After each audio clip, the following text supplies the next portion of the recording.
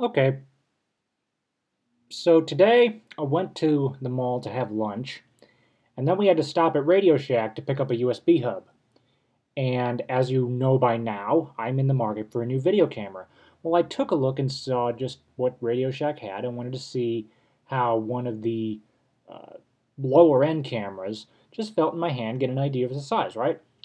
Well, I took a look at this, the Panasonic V10, and I was thinking, neat. But then I noticed on the spec sheet that this thing doesn't record full HD. And then I looked at the reviews, turns out some of the reviews were over a year old. Then I went onto Panasonic's website on my phone and they said it was new. And I thought, are you kidding me?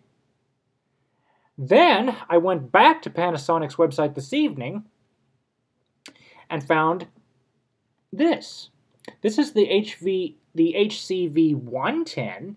I'm sure it's got to be an update to the VC10, the HCV10, because if we take a look here, I see the 110, I see this action cam thingamabob, and then these are all the rest of their video cameras. I don't see anything about the HCV10.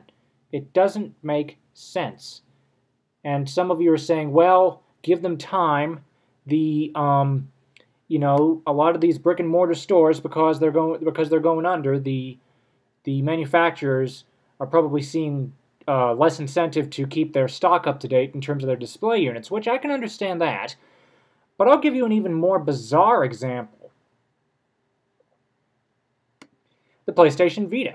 It took them a while, but they managed to finally get a PS Vita demo unit at one of our major electronics stores here in town. Here's the catch. In addition to the Vita, they also had the Sony PSP 3000. And they still have it there as far as I know, and as far as I know, Sony no longer sells the PSP 3000. And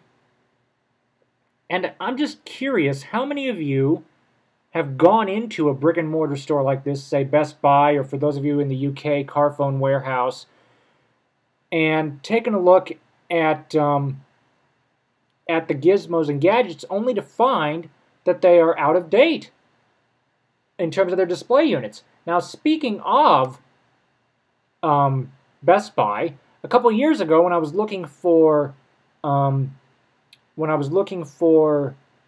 replacement to my to the PowerShot SX10 before I got the D70, one of the interesting models that I was looking at was the Olympus EP3. Well, guess which one this is? This is the EP1, and the EP1 was what was on display, even though the EP1 was no longer on Olympus's website. Much like the HC-V10 video camera was at Radio Shack's stock and display, even though the V10 is essentially an obsolete model and is no longer on Radio Shack's or on Panasonic's website. Now, you would think that for a video camera like this, because it is no longer actively in production or at least listed, that you would see a major discount, right? Say maybe 90, 100 bucks just to get it out of the room, just to get it out of their storerooms and make room for the new stuff. This thing had a price tag of 200 bucks.